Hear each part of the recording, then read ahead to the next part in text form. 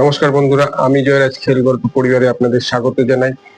তো প্রশ্ন হলো যে এই বছর আইএসএল কি হচ্ছে? এটা সবার মনে একটা প্রশ্ন উঠে এসেছে সম্প্রতি। কারণ ভারতীয় ফুটবলের বর্তমান যে অবস্থা, তাতে এটা আশঙ্কা হচ্ছে যে আইএসএল হয়তো হবে না। তো এই ক্ষেত্রে বলে রাখি যে এই আইএসএল এর হবে কি হবে না এই অনিশ্চয়তা ইতিমধ্যে তিনটি ক্লাব, তাদের যে সাপোর্ট স্টাফ আছে, তাদের যে প্লেয়ার আছে বা আদার যে তাদের ক্লাব সংক্রান্ত কর্মচারীরা আছে, তাদেরকে বলেছে যে আপনারা অন্য ক্লাবে বা অন্য কোনো কাজ খুঁজে নিন। কারণ এই আইএসএল হবে কি হবে না তার অনিশ্চয়তার মধ্যে তারা ক্লাবটি বন্ধ করে দিতে বাধ্য হচ্ছে। এই তিনটি ক্লাব হলো প্রথমে উড়িষ্যা, তারপরে বেঙ্গালুরু এবং রিসেন্টলি চেন্নাই এফসি। এছাড়া ভারতের আইএসএল কম্পিট করে এরকম 11টি ক্লাব একত্রিত হয়ে এই আইএসএল হবে কি হবে না তার অনিশ্চয়তার জন্য এআইএফএফ কে চিঠি লিখেছিল যে ক্লিয়ারলি তাদের পজিশন কি, তাদের স্ট্যান্ড কি সেটা জানানো। এবং যেহেতু ভারতীয় ফুটবলের ক্লাব চালানোর জন্য প্রচুর টাকার দরকার হয়, স্পন্সর দরকার হয়, তো তারা সেটার ব্যাপারে একটা প্রপার ইনফরমেশন চাইছে।